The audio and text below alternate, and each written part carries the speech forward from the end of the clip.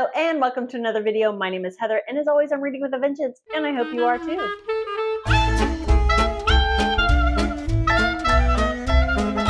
As always, big love to all you OGs who keep coming back, and if you're new to my channel, very warm welcome to you. I'm very happy to have you all here and I hope everybody is doing very well. Today I'm going to talk to you about the books that I read in the second half of July. I definitely have more books to talk about this time around than I did in my mid-month wrap-up, but I'm not gonna lie, I still panicked and read some picture books. If you don't know, I judged the Booktube prize, so I read 6 of those books over the past 2 months, and I couldn't talk about those books until the final results were revealed on August 1st. So I did a video on those 6 books, kind of a vlog style-ish review of those 6 books. I will link that video down below if you're interested. Those 6 books were Trust by Hernan Diaz, Young Mungo by Douglas Stewart, Trespasses by Louise Kennedy, Horse by Geraldine Brooks, Kaikei by Vaishnavi Patel, and Take My Hand by Dolan Perkins Valdez. So if you want to hear more of my thoughts on those books, go ahead and check that other video out. So I'm just gonna talk about the picture books first, just to knock those out. I went on a website and I pulled up like the top 50 picture books of all time, and I've decided to read those. So they might be showing up in my wrap-ups a little bit more often, but particularly on months where I don't get through a lot of other novels. So it's probably not going to be every month. I have to say, when I have my little panic moments where I feel like I need to read picture books so I'll have more to talk about during these wrap-ups, I have been enjoying reading those picture books. They're super fun. They're just easy and pure. While I'm not a big fan of kids, I kind of like what they read. So the first picture book that I read was Brown Bear, What Do You See by Bill Martin Jr. This was super cute. I love the cover. I'm sure I have it popped up here for you. I think it's absolutely adorable. Is it my favorite picture book? No, it's very simple. There's not a whole lot of story involved here. This is really kind of teaching children, here's what animals look like. Here are what the colors look like. So it's very simplistic, but I think it's very efficient in what it's trying to do. And I think most children would like it. I did really like, I think the cover shows it. This really is a representation of the artwork inside and the color palette. There's a little bit more color than just the brown, but I love the geometric style of the artwork and the colors that were used in the book. Was there much story? Not really, but it was cute and I enjoyed it. The next picture book that I read, I enjoyed even more, and that is The Very Busy Spider by Eric Carle. Now, if the cover looks kind of familiar, it's because Eric Carle is the author of The Very Hungry Caterpillar, which is on that list that I was talking about earlier. I haven't read that yet.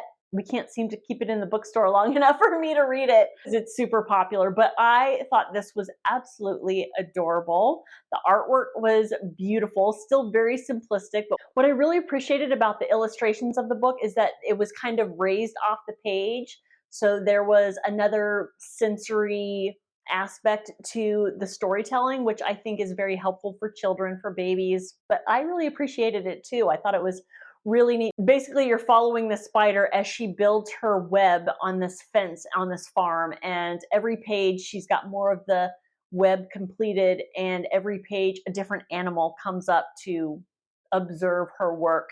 So again, you're learning about different animals, you're learning different colors, and I think what I appreciated most about the story is you're learning that spiders don't have to be scary. So I really appreciate that. I love spiders. I didn't always. My husband used to be absolutely terrified of spiders, but over time and over learning more about it and over time living with a woman who is crazy like me, he's learned to appreciate them and their value and their worth in the ecosystem. So anyways, I love that that is in a children's book. It was just super cute. I'm so glad I read this little book, and if you have kids, I would absolutely recommend it. It's so stinking cute. And finally, the third picture book that I read, and it just happens to be my favorite out of the 3, is We Found a Hat by John Klassen. Now, John Klassen typically has kind of a social commentary in his children's books, and I really appreciate that. But even if you take that aspect out of it, if you're not recognizing that part of his narrative, these books are just adorable. The artwork is simplistic but beautiful. We Found a Hat follows these two turtles. They're friends. They live in the desert and they're cruising along, living their lives, and they find this hat. They both like the hat. They both try the hat on. They both think it looks good on them as well as their friend, but they can't decide who gets the hat. So they decide to walk away. But you can tell that one of them is still thinking about the hat. And I won't tell you how it ends, but I really, really loved the story. I really loved what it had to say. I don't think I've read any other children's books by John Klassen, but I absolutely intend to. I think there's even a sequel to We Found a Hat, if memory serves. Let me look. Oh my God, I just pulled up We Found a Hat, and Goodreads says that is Hat Trilogy number 3. Aren't I an ignoramus? The first one has what looks like a beaver on the front, and it's called I Want My Hat Back. And book number 2 has a fish on the cover wearing a hat, and it's called This Is Not My Hat. So it looks like I have some other John Klassen books to read. It's just like me to read the third one first. Absolutely adorable. Highly recommend these books. The next book I read is also not a novel, but it was a book that I kind of read a little bit over time over the course of July. And I couldn't help but pick it up because of the cover, and I'll pop it up here. It's absolutely adorable. The book is called Ugly Cute, and the subtitle is What Misunderstood Animals Can Teach Us About Life. This was absolutely adorable. I absolutely love the photography of it. It has a bunch of different, very, very rarely heard of animals, as well as some animals that we have heard of that are just not known for their cuteness, but they're so freaking ugly, they're cute. And so each picture has a beautiful photograph of the animal it's talking about and a little blurb of some interesting facts about them. What I found really interesting about most of these animals, especially the very rare ones that I'd never heard of, is that they only exist in like one place in the entire world. For instance, the salamander that is on the cover only exists like in a particular lake in Mexico. So I thought that was really interesting. The one thing I didn't appreciate about this book is that there were several animals that she discussed how wonderful they are to eat. So as a vegetarian, I didn't really appreciate that. I mean, I guess it is a fact in some cultures. For instance, an emu is in this book, which is an Australian bird. Not the prettiest of birds, but they are cute. They're ugly cute. And evidently they're really, really good eating down in Australia. That makes me kind of sad. As well as some other things like monkfish, just different animals around the world. But other than that, I really loved learning about animals that I had never heard of. And really just the core message of this book is you don't have to be cute to be valuable. And I love that about this book. And I just have to read you this final thought that she had at the end of the book. It says, when life seems very boring or overwhelming, or when the world seems extra judgmental and uninspired, remember the blob method. Be weird, love indiscriminately, open up, and bury the hatchet. We could all learn to be a bit more like the blobfish, which was a hideous looking fish. I love it. If you see it in your local bookstore, pick it up, flip through it. It'll put a smile on your face, I promise. All right, let's talk about some books that I actually read in the month of July. The first one that I read in the second half of July was The Collected Regrets of Clover by Mickey Brammer. If you remember, I had mentioned this book in new releases that I was excited for coming out in May, I believe, and I'm so glad that I actually got to read this book. I listened to this book and I really, really enjoyed it. So this one, of course, follows Clover. She is a death doula. And if you don't know what that is, it's kind of like a baby doula, somebody who kind of acts sort of like a midwife, but it's somebody who sits with somebody during their last minutes and helps make them comfortable and listens to them, any last words that they have. And not just their last minutes, but sometimes a death doula can come in and spend time with somebody during their last hours, days, weeks maybe, and makes them just more comfortable as they leave this life. Now, some might wonder, how does somebody become a death doula? With Clover, her parents died when she was 5, and as a 5-year-old, being naturally curious, as any 5-year-old is, when her parents died, she became super curious about death. That's where her fascination with it started, and it carried her through her entire life from that point on. When her parents died, Clover went to live with her grandfather in New York City, and she developed a very close relationship with her grandfather. He taught her the joys of books and reading, and they had this ritual where they would go to the local bookstore on Sundays, and she would get to pick out a book, and then they would go and get ice cream afterwards. He taught her the power of observation. And so as she grew up and she became a lover of books and reading, and she liked to watch kind of from a distance people and animals and nature, she kind of ended up self-isolating. At school, she was kind of shunned because of her weird fascination with death, the weird questions that she would ask in school. And so as she got older, she just became kind of a loner. She'd always have trouble with relationships. And then when she got to be an adult and her grandfather passed, it just gave her even more of an excuse to self-isolate. So Clover is living in her grandfather's apartment. A couple of things happened kind of around the same time. We have a woman who moves into the apartment building, and she is very outgoing and very talkative. Her name is Sylvie, and she tries her hardest to be a friend of Clover. And Clover, of course, immediately in her nature, tries to distance herself as much as she can from Sylvie. But Sylvie is too aggressive in her friendliness and just can't, and Clover just can't get away from her. So they end up becoming friends, and Clover learns how to kind of come out of her shell because of Sylvie. Then another thing that happens that kind of helps Clover come out of her little isolated shell is she is hired by someone that she meets at kind of a grief group, and she meets Sebastian. And Sebastian, he comes on kind of strong, and she's put off a little bit by that, but ultimately they become friends. Even though Sebastian, you can tell he wants to be a little bit more than friends, and Clover's just not comfortable with that. But Sebastian ultimately hires Clover to be a death doula for his elderly grandmother, Claudia. And she takes the job, and Clover and Claudia become friends. And Claudia ends up telling Clover a story about a regret that she had as a young woman, and kind of sends Clover on this road trip to right that wrong, if you will. Now, that's the thing that really fascinated me when I read the synopsis of this book, because on the back of the book, it really kind of plays up the whole road trip as far as it being the main plot of the book. And it's such a small part of the book. I was a little bit disappointed in that, but I was so engaged with the rest of the story and learning about Clover and how she is coming out of her shell and all of the regrets that she's had and how she is coming to terms with those. I really, really loved the story so much that when I realized how small a part that road trip played in this book, I forgave it.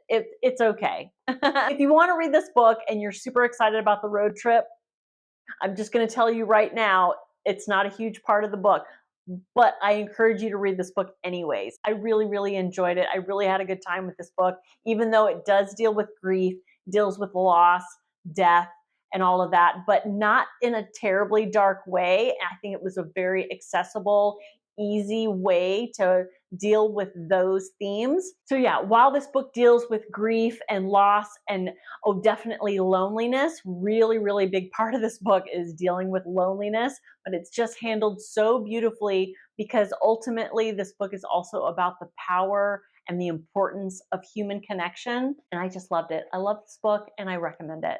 Oh, and I also wanted to share with you the first line of this book because I thought it was really a great first line, so much so that it compelled me to write it down and share with you.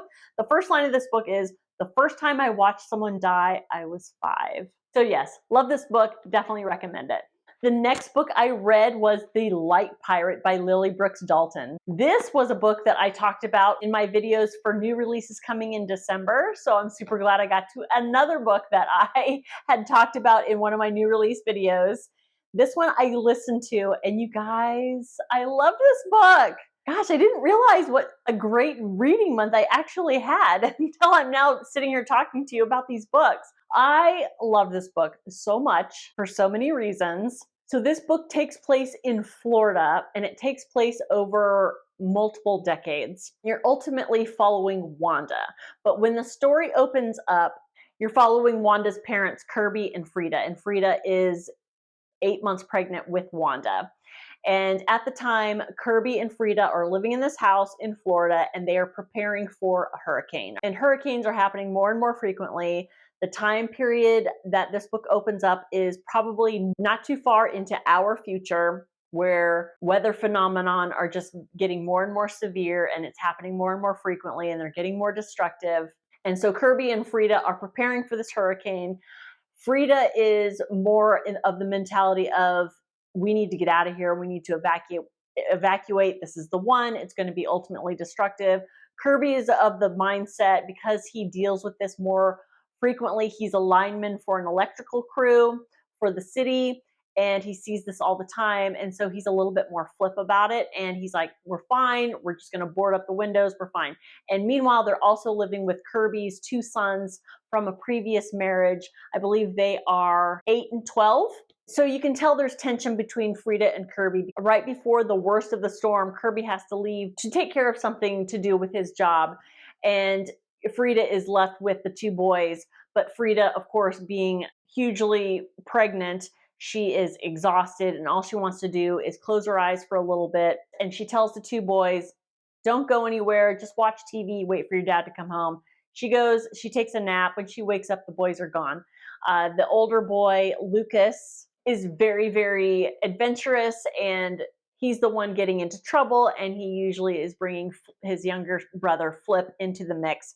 And so he wants to go out and explore before the storm actually comes. But they get stuck in the storm. I won't tell you exactly what happens, but some bad stuff happens. Meanwhile, Frida, with the stress of the boys being missing and the storm coming and Kirby not being there, she goes into premature labor, and Wanda is born during Hurricane Wanda, and Frida decides to name her after the hurricane in which she was born. And after that opening scene, I want to say the next part of the book is about 8 years later, and you're getting to know Wanda a little bit more. I won't go too into detail about the whole family dynamic because I don't want to give spoilers, but I will say that the issue with the climate and the weather phenomena, it's gotten worse. And the small town in Florida that they live in, they are losing funds from the city because the state is not sending money their way. And so there are people that are just leaving Florida. They're leaving to go north because there are floods that are happening. And with climate change and all this that's going on, Florida is just not the best place for anybody to live anymore. But Wanda and her family, they decide to stay. The story kind of goes from there. It turns out that Wanda has this kind of strange power, and I don't know why the author added this to the story, because it doesn't really add anything to the story. At first, when you are introduced to this power that, and I wouldn't even call it a power, it's a thing that happens when she touches water, but I'm not really sure it does anything. But I thought that it might come into play later in the story, and it really doesn't. So that's really the only critique that I have about this story. So I won't go too deeply into that. What this does talk about, without actually slapping your face with it, is it talks about climate changes. It talks about what's happening to the world around us, but it doesn't do it in a way of, here's what you did as a human to this planet, and here's how you're going to suffer. It doesn't do it like that. I think it talks about just the nature of things and the effects of climate change and what it's going to look like and what we're going to do about it when it happens. It's kind of a hopeful imagining of what life is going to be like when it ceases to exist in the way we know it right now. And while it's terrifying a little bit to read a story that feels absolutely real, like this is going to happen, not if, but when this happens, yes, it's terrifying. This story just kind of adds hope to it. While it is post-apocalyptic in a way, it's definitely the most hopeful post-apocalyptic story I've ever read. And it's just beautifully written. And I love following Wanda. You're going to love Wanda. You're going to love watching her grow up. And that's another thing I loved about this. This is also a coming of age story. And I love a good coming of age story. And this does just a very, very good job of developing Wanda's character and what she goes through. her inner dialogue, the questions that she asks, the relationships that she has with her family, with friends, with the lady who lives down the road, Phyllis, who she ends up becoming very good friends with, who she ends up learning a lot from. Phyllis is what we would call a end of the world prepper, but she's not the nutty one. She's the smart one. She's the scientific one. She teaches Wanda how to survive. I loved Phyllis and I loved their relationship. This is one of those genre bending stories because you have coming of age, you have family saga, you have a little bit of science fiction, you have dystopia, you have some magical realism, and it's all very literary, and I loved it. I'm so glad that I featured this in one of my new releases that I'm excited about. I hope you guys got to it before I did. If you haven't yet, I definitely recommend it. If I didn't mention it before, I listened to it. It's very, very well narrated, so I would recommend that if you're into audiobooks. I had a really, really good time with this one. And finally, the last book that I read in the month of August was None of This Would Have Happened If Prince Were Alive by Carolyn Prusa. This was released in November, and I mentioned this in my videos of new releases that I'm excited about to come out in November. So I'm super glad that I read this one as well. And I read this one particularly because my coworker read it and loved it, and it's one of her staff picks at the bookstore. And not only that, but Carolyn Prusa, while she's not from Savannah, she lives in Savannah and she visits the shop all the time. I haven't seen her yet, but my coworker mentions it every time she comes into the shop, and she brings her rescue dog, Dale, I believe is his name. And I just think that's just a really fun fact. This was a really fun book. I had such a good time with this, and I listened to this, if I didn't mention that before, and it was very well narrated. I really, really enjoyed it. This is one of those books where it's just a very, very simple plot, but here's the thing. It takes place here in Savannah, and there are so many references that not only I think a local would appreciate, but I appreciated so much because I've been living in Savannah for 6 months now, and I recognize every single reference. I mean, really specific references. For instance, she mentions a neighborhood called Coffee Plantation, and it just so happens the long-term rental that Jason and I stayed in when we first moved here was in Coffee Plantation. And as a matter of fact, I did a vlog. I can't remember which vlog it was, but I filmed myself on a walk and I was standing in Coffee Plantation.